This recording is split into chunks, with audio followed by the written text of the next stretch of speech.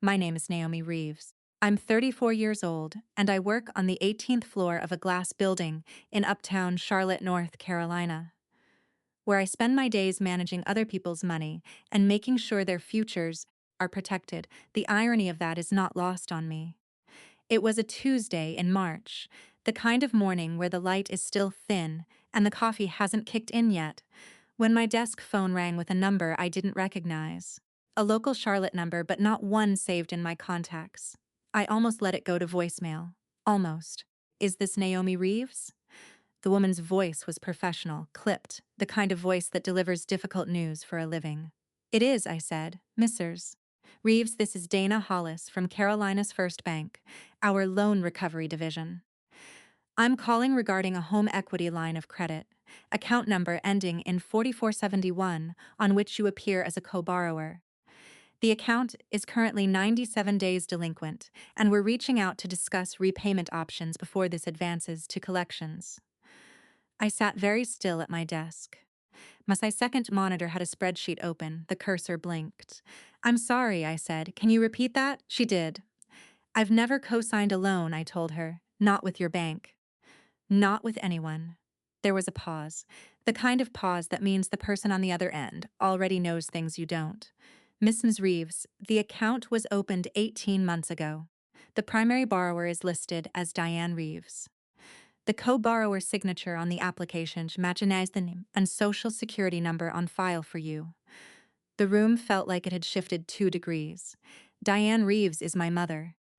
Before I get into this, and I really do need you to stay with me, because this story takes some turns, please like this video and subscribe. But only if it resonates with you. If you've ever been in a room where your own family treated you like the fine print at the bottom of a contract, you'll understand why I need to tell this. And drop your location and the time it is there right now in the comments. I want to know who's watching.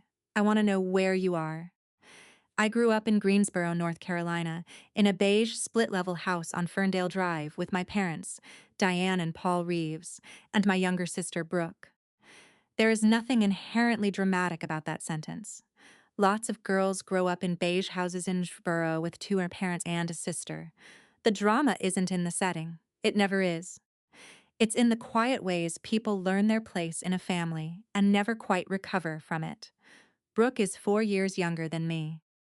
She came into the world looking like she'd been ordered from a catalog, round cheeks, copper highlights she was born with, and never had to pay for, a laugh that made adults stop and turn their heads.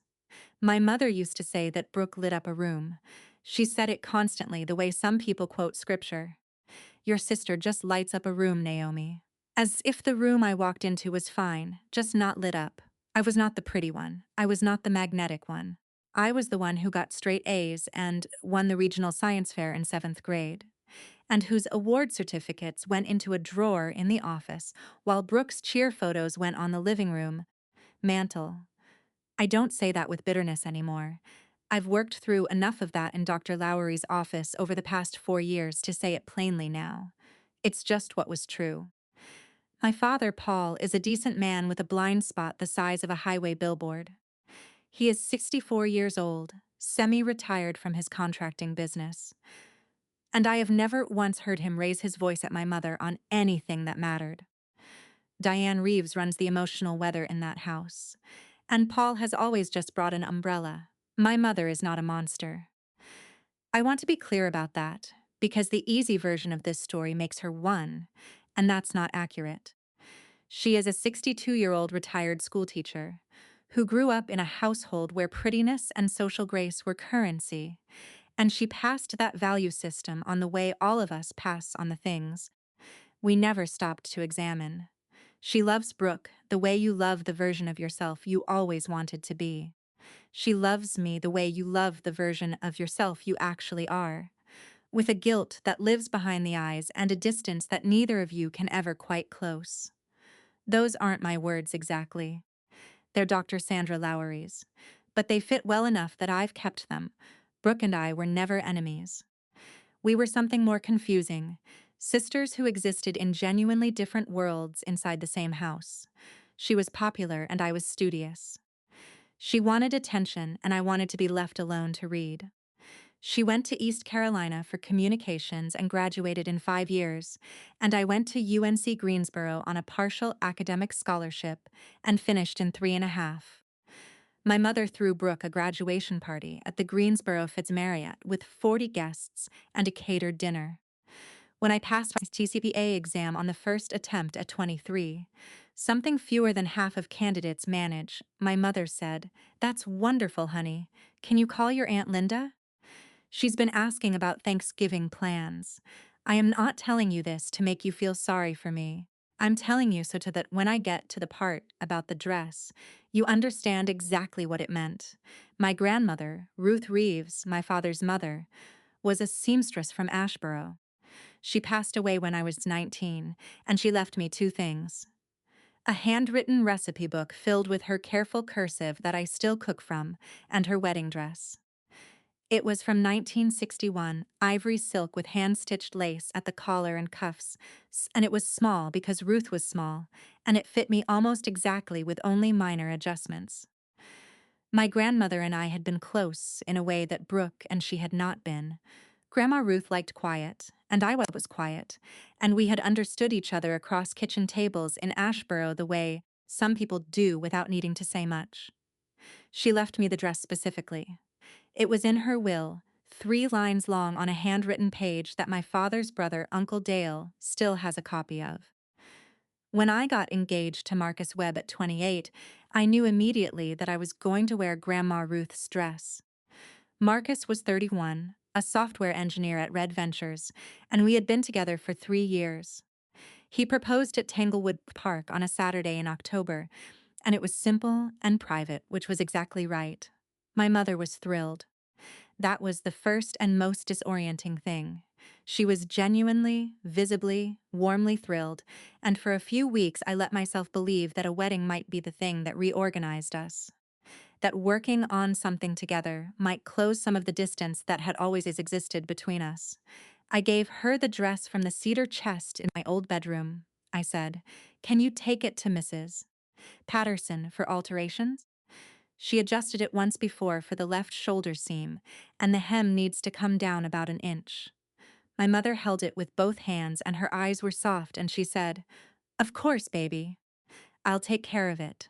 She took care of it, all right. I want to pause here for a second, because I need to ask you something.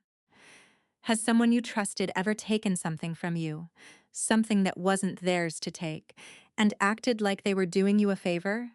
Not something small. Something that meant everything. If that's happened to you, tell me about it in the comments. I read every single one. Marcus and I had a hard year. The 18 months between our engagement and what should have been our wedding were, I don't have a cleaner word for it, grinding. He was up for a senior engineering role and carrying the pressure visibly. I was 2 years into my position at Meridian Wealth Partners, where I'd transferred after a year at a smaller firm in Greensboro, and I was the youngest analyst on the floor and fighting to prove it every single day. We were trying to plan a wedding on top of building 2 careers, with not enough time and not enough help, and we started to fray in the way people do when they're under sustained pressure without relief. My family made it worse, though I didn't see that clearly until later.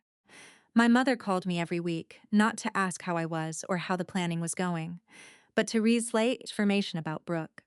Brooke had met someone. Brooke's someone was Tyler Holt, 32, from Wilmington, who described himself as an entrepreneur and who drove a leased BMW that he definitely could not afford. My mother loved Tyler. She loved his handshake and his confidence, and the way he talked about his concepts at the dinner table. I thought he was hollow in the specific way that men who speak about themselves in the third person usually are, but that's not a crime. Brooke and Tyler got engaged 7 months after Marcus and I did. That was fine. I was happy for Brooke, or I was trying to be, which at the time felt close enough. What was not fine was the immediate visible shift in my mother's energy. Within a week of Brooke's engagement, the weekly phone calls changed entirely. They were no longer occasionally about my wedding, and mostly about Brooke's life. They became almost entirely about Brooke's wedding, with my own life appearing in brief, obligatory footnotes. Your sister is thinking of the Pragsbike Hogsibitokanswell, my mother would say. They have a lovely events space. Have you ever been? We're looking at venues in Charlotte, Mom. We've talked about this. Charlotte is so far for some of our family. That was the other thing. Brooke's wedding, in my mother's mind, was the family event. Mine was the other one. Brooke moved her date up, and my mother threw herself into the planning with the energy of someone who had been waiting for exactly this opportunity. A venue in Greensboro, a rehearsal dinner at the Printworks Bistro, a bridal shower at the country club where several of my mud friends were members, 47 guests at the shower alone. I counted on the invite list my mother emailed to everyone, including me.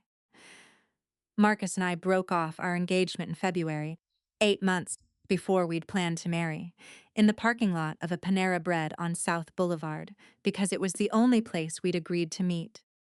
That was neutral. We were not dramatic about it, no raised voices. We were two people who had started something with the best intentions and had run out of the resources it takes to finish it.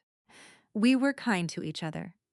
We still are, I think, in the way that people are kind to someone they once trusted completely, and now only encounter in the distant, curated version of social media. I drove home and called Priya Mehta, who had been my closest friend since we'd landed on the same floor of the Morrison Residence Hall at UNC Greensboro at 18. She came over with 2 containers of Trader Joe's soup and stayed until midnight, and I cried the way you cry when you're not entirely sure whether you're mourning the relationship or everything the relationship had cost you to attempt.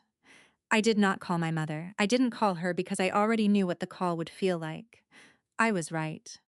When I finally told her, 3 days later, she said, "Oh, Naomi, well, these things happen." And then, after exactly 4 seconds of silence, "Does this mean you won't be needing Grandma Ruth's dress?" I was sitting on the edge of my bed. The ceiling fan was running. I remember both of those details with complete clarity. The engagement is off, Mom. That doesn't mean I'm never getting married. Of course, of course. I'm just, your sister's wedding is in June, and she's been looking at dresses, and I thought, well, Grandma Ruth's dress is already altered, and Brooke and you are almost the same size now. No, I said. Naomi, no, Mom, that dress is mine. Grandma left it to me. I'm not giving it to Brooke. She went quiet. The particular quiet that means she is recalibrating, deciding how to approach the same destination from a different angle. I'll leave it where it is, then, she said finally. It's safe here. She left it where it was for 3 months. I found out about the dress the way I find out about most things in my family. Through social media, on a Saturday morning in June, while I was eating cereal at my kitchen table in Charlotte. Brooke's Instagram. A photo series titled My Perfect Day. The first image was Brooke standing in my grandmother's dress, in the backyard of my parents' house, laughing at something off camera with her hand pressed to her sternum.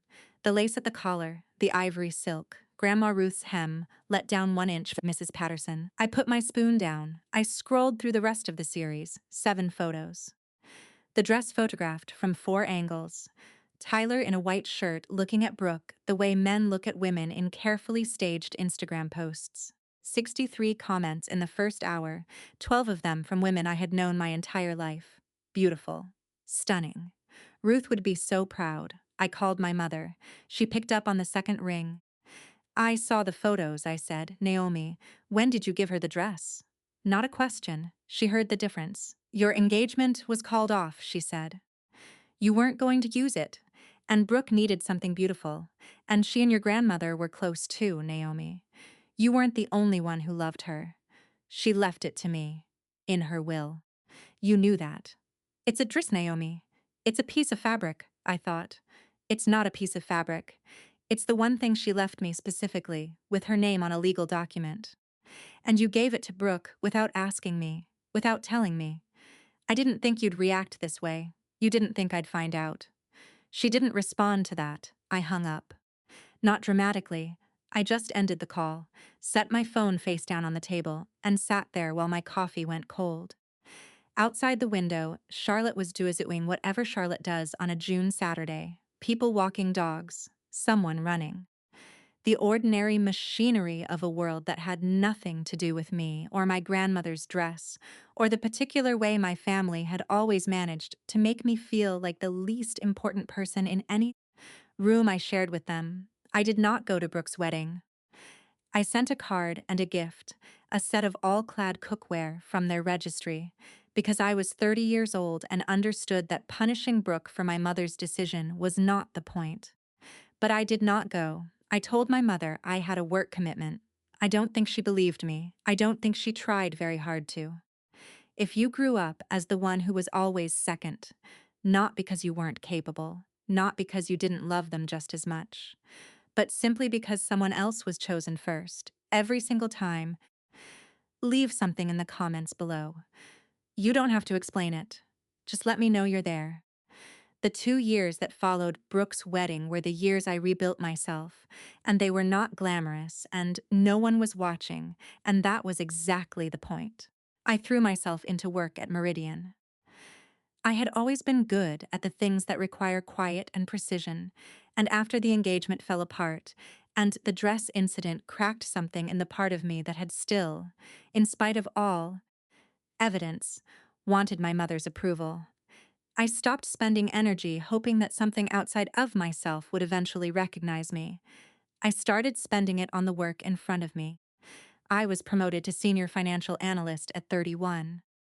My salary went from $74,000 to $97,000, and then, 8 months later, to $108,000 after a performance review that my manager, David Chen, told me was the strongest he'd filed in 5 years on that floor.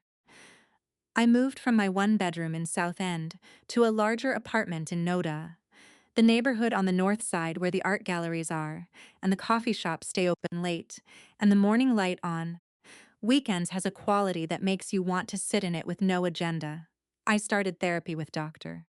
Sandra Lowery, whose office is on North Tryon Street and whose waiting room has a small succulent on the windowsill that I have watched grow for 3 years. I went every other week for the first year and once a month after that. Dr. Lowery is direct and precise, and she does not let me feel sorry for myself for more than about 4 minutes before she redirects me toward the part I actually have agency over.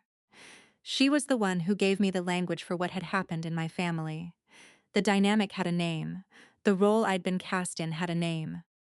Having those names didn't erase anything, but it meant I could stop trying to solve a problem I hadn't been able to identify. Priya was there through all of it. She had followed me to Charlotte 3 years earlier when she got a nursing position at Atrium Health, and she remained the most consistently honest person in my life. She told me gently, over dinner at Haberdish in Noda one evening, that she thought my relationship with Marcus had been struggling for longer than I was admitting to myself. She was right. She usually is. She has a gift for seeing the shape of something true, even when you've arranged other things around it, to make it less visible. I met James Okafor at a trivia night at a bar on North Davidson Street in the fall of my 32nd year. He is 36, a physical therapist at Ortho Carolina, and he has the kind of stillness about him that I have always found more magnetic than volume. We talked for 3 hours that first night about everything except ourselves. History, music, the specific ridiculousness of Charlotte traffic patterns, and exchanged numbers in the parking lot. Afterward, in a way that felt more like relief than excitement, he called the next day. I answered. James knows the full story. He knows about Marcus, about the dress, about my mother, about the phone call I would eventually receive from Carolina's First Bank. He doesn't have family drama of his own. His parents are still married after 38 years in Raleigh, and his mother brings me a container of jollof rice every time we visit. And he sometimes says that my family history feels like it belongs to a different dimension of experience, one he cannot quite picture from the inside. But he never made me feel like I was too much. He always just listened and then asked what I needed, which turns out to be the most useful thing a person can do. My relationship with my mother during those 2 years was minimal and managed. I called on holidays.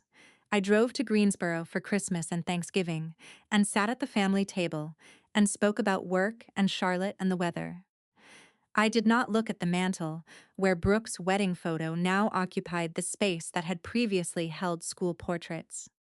I ate the green bean casserole and the sweet potato pie, and I left by Sunday afternoon, and I exhaled somewhere around the I-80 merge onto I-85 South. Brooke showed up at Christmas with Tyler, and the particular energy of someone whose life is going exactly according to plan. Tyler talked about his food truck concept. He was going to disrupt the fast casual dining sector in the Triad. He explained, leaning back in his chair with the confidence of an ensign who has never had a plan fail him. While my father nodded and I watched the gravy congealing in its boat, I smiled at the right moments. I helped clear the table. I drove home to Charlotte and called Priya from the highway, and we processed it together the way we always do, efficiently, and with just enough dark humor to make it bearable. I kept my distance because it was the only version of the relationship that didn't cost me more than I had. I was not at war with my family. I was just no longer available to be spent on them. Then the phone rang. That Tuesday morning in March, after Hollis told me I appeared as a co-borrower on an $89,000 home equity line of credit opened 18 months prior, I spent approximately 45 seconds sitting completely still at my desk before I moved. I opened a clean document. I wrote down everything Dana had told me: the account number, the amount, the origination date, the delinquency status, 97 days.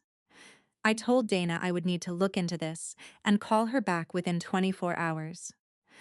I used my professional voice, the one I keep for when a client calls with a crisis, and I need them to feel handled while I figure out what is actually happening beneath the surface. When I hung up, I called Rachel Kim. Rachel Kim is a consumer protection attorney at Kim and Associates on East Moorhead Street in Charlotte. I'd met her at a continuing education seminar 2 years earlier, and we'd stayed in loose contact because she was sharp and moved quickly, and I respected both of those qualities. I told her in 3 sentences what the bank had told me. She asked me 4 questions. Had I ever signed any documents related to a home equity loan? Had I ever authorized anyone to sign on my behalf? Was my social security number something my mother had access to? Did I have documentation of the original bequest of the dress? I answered no, no, yes. From old tax filings my mother would have handled when I was a dependent. And yes, the will had been probated and I had a copy. Rachel said, "Come in Thursday. Bring everything." I drove to Greensboro the next day, not to see my mother, not yet. I went to the Guilford County Registers of Deeds, where probated will documents are public record, and I obtained a certified copy of Grandma Ruth's will. 340 words, written in her careful cursive, notarized by a bank officer in Ashboro in September of 2003. My name, the dress, 3 lines. Then I called my mother. She picked up on the first ring, which told me she had been expecting the call. "I got a call from Carolina's first baseman morning," I said. Silence. "They tell me I'm listed as a co-borrower on an $89,000 home equity loan on your house." More silence. Then, Naomi, "Did you use my name on a loan application without my permission?" "It's not. It's more complicated than that." "Did you use my name on a legal document?" "Yes or no." I heard her exhale slowly, the sound she makes when she's deciding how much of the truth to allocate. "I used your information. Your credit information, from when you were living at home and I filed your taxes. I knew you'd have a strong credit score, and the bank required a co-borrower, and I thought." "You thought what, exactly?" "That you would forge my signature on a federal loan document and I would never find out." I didn't think of it as forgery, Naomi. I thought of it as, "You've always been so responsible." "You would have said yes if I'd asked. I didn't want to bother you with it." I was standing in the parking lot of a Sheetz off I-85 in Greensboro. The sky was the flat white of early March. A woman was loading groceries into an SUV 30 feet away, and her life looked, from where I was standing, remarkably uncomplicated. "What was the money for?" I said. A pause. "Tyler's business." He needed capital for the expansion. He and Brooke couldn't qualify for a small business loan without a cosigner with strong credit. And your father didn't want to touch his retirement account, and I thought, the house has equity, and your credit is excellent. Tyler's business, the food truck concept, the disruption of the fast casual dining sector in the Triad. Is the house at risk? I asked. The bank has been. They've sent correspondence. Your sister has been trying to manage it. Mom. Is the house at risk of foreclosure? They sent a pre-foreclosure notice, she said, very quietly. Yes. I want to ask you something, and I want you to sit with it for a moment before you answer. If you found out that your own mother, the woman who raised you, who you trusted with a dead grandmother's dress and your childhood tax returns, had forged your signature on a federal document to fund your sister's husband's failed business, what would you do? Not what you think you should do. What you would actually do at 10 o'clock at night when the anger is still sitting hot in your chest. Tell me in the comments. I mean it. I met with Rachel Kim on Thursday morning. She had reviewed the documents I'd scanned and sent the previous evening. She had on a gray blazer and her reading glasses on a chain, and she got to the point within 40 seconds of me sitting down. The loan document has a signature in your name, she said. It does not match your verified signature. I pulled your mortgage application from when you bought your condo last year. The discrepancy is clear and documentable. You are not legally liable for this loan. Your mother committed bank fraud. Whether you choose to pursue that through criminal channels is a separate question. I looked at the copy of the application on the desk between us. Someone had signed my name on the co-borrower line. A close approximation, she'd seen my signature thousands of times, on birthday cards and school forms and the back of Christmas checks. But it wasn't mine. Not to me, and not to Rachel, and not to any handwriting analysis the bank would choose to run. What are my options? I said. You can report the fraud to the bank directly. They initiate their own investigation and potentially refer the matter to law enforcement. Your mother could face criminal charges. Your name is fully cleared. The loan becomes entirely the bank's problem with your mother. What does that mean for the house? The bank would pursue your mother for the full amount. If she can't cover it, foreclosure moves forward. Option 2, you do nothing. You remain on the loan. You're on the hook for $89,000 that was spent on your brother-in-law's food truck venture. There is no option 2, I said. There's a third approach, Rachel said. You report the fraud, your name is formally removed, and your mother has to address the loan balance on her own terms with the bank. Whether she keeps the house depends entirely on what she can negotiate with them. You walk away clean and she faces the consequence of the decision she made. I looked at the document for a long time. I looked out Rachel's window at East Moorhead Street, where Charlotte was moving through its ordinary Thursday morning. Set up the call with the bank, I said. I went home to Noda that evening and told James the full story over dinner at the kitchen table. The same table where I'd eaten cereal on the morning I found out about the dress, 2 years earlier, and a different version of the same wound. James listened completely. He asked 2 questions. When I finished, he said, "What do you need from me right now? Not you should do this, or I would have done that differently. Just, what do you need?"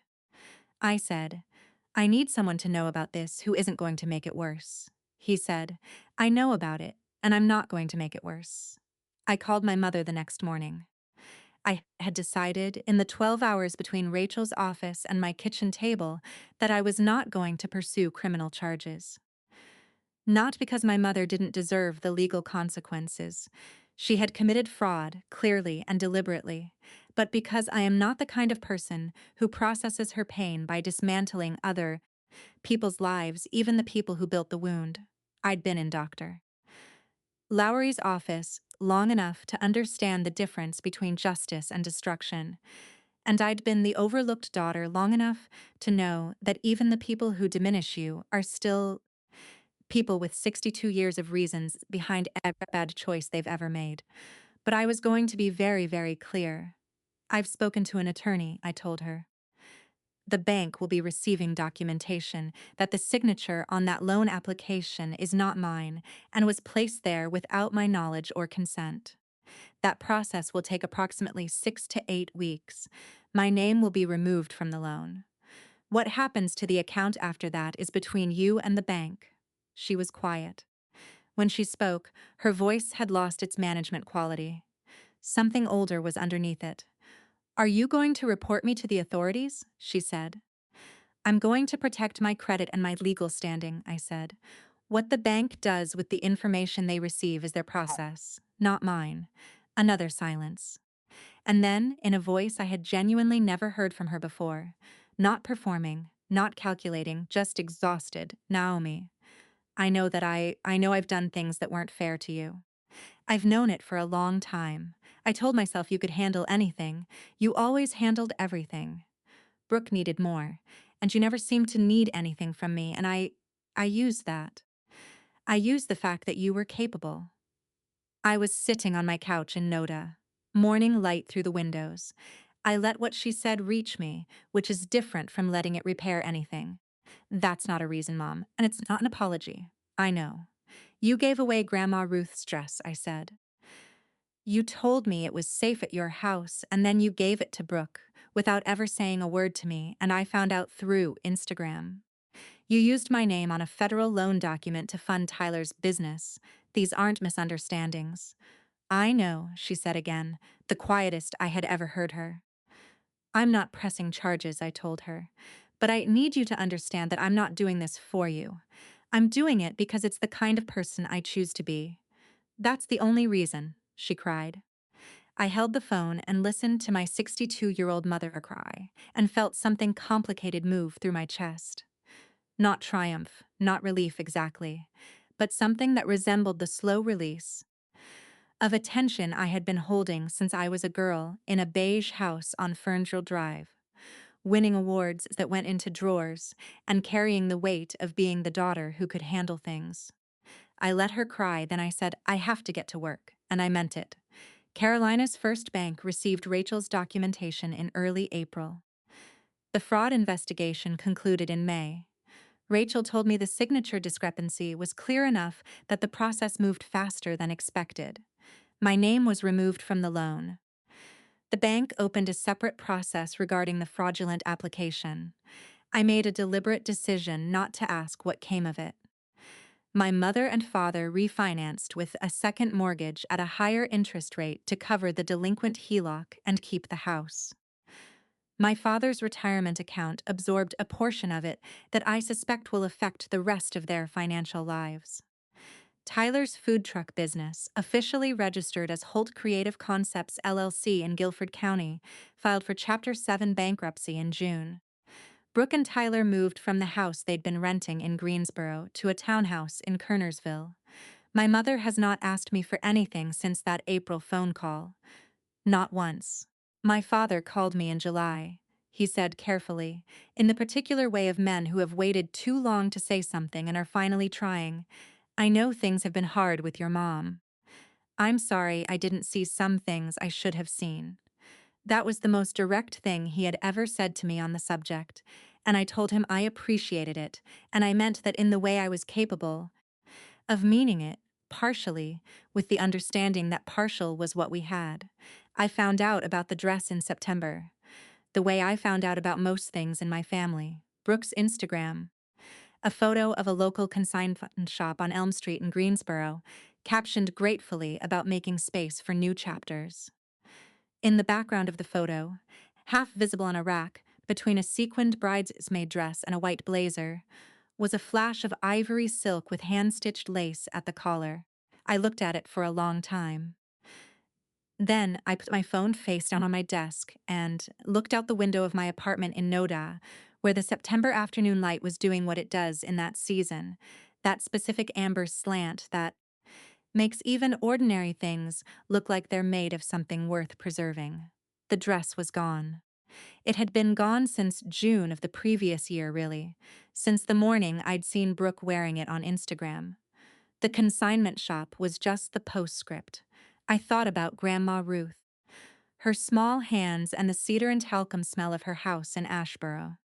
The way she used to sit across the kitchen table from me and ask what I was reading and genuinely wait for the answer, not filling the silence with something else.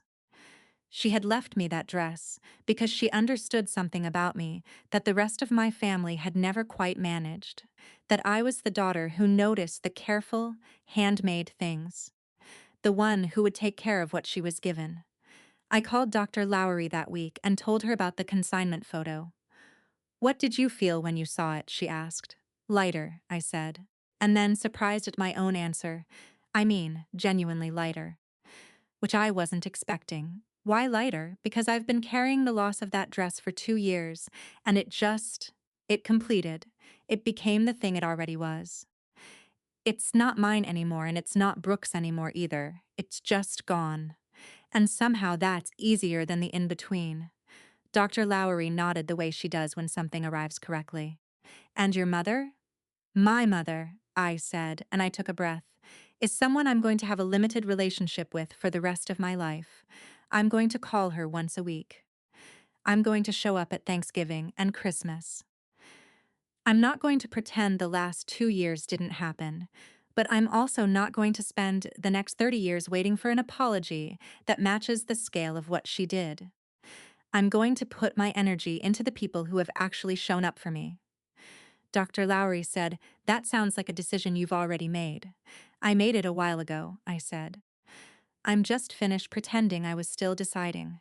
It is a Thursday evening in November as I tell you this. I am sitting at my kitchen table in Noda with the last of a cup of coffee, and through the window I can see the string lights on the building across the courtyard that someone put up in early October and has not taken down. James is in the living room watching something that sounds like a nature documentary. Priya texted an hour ago about brunch on Sunday. My apartment smells like the pasta we made for dinner and the candle on the bookshelf that I always light on Thursday evenings, because Thursday is the night I allow myself to not be productive. My mother called yesterday. We talked for 11 minutes. She asked about my work, asked about James, told me my father's knee surgery had gone well. She did not mention the loan. She did not mention the dress.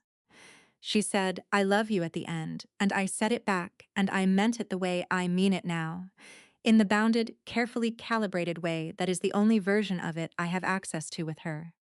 Maybe that changes. Maybe it doesn't. Dr. Lowery would tell you I've stopped organizing my inner life around the question, and she'd be right. What I know is this: I built a life that nobody handed me. I did it while being invisible in my own family. I did it after losing the one object I'd been left by the one person who saw me without needing me to be something easier.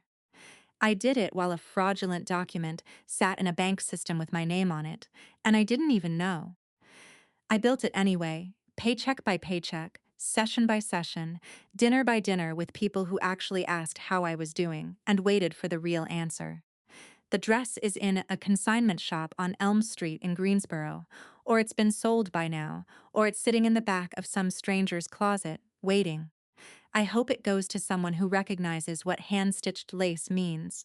I hope they know what they have. Grandma Ruth would have understood. If you see yourself somewhere in this story, if you've been the one who handled everything while someone else got the credit, the dress, the party, the mantle space, I want to know, what would you have done with that phone call from the bank? Would you have done what I did, or would you have made a different choice? Leave me a comment. Tell me what your Thursday evenings look like right now. And if you want more stories like this one, everything you need is in the description below.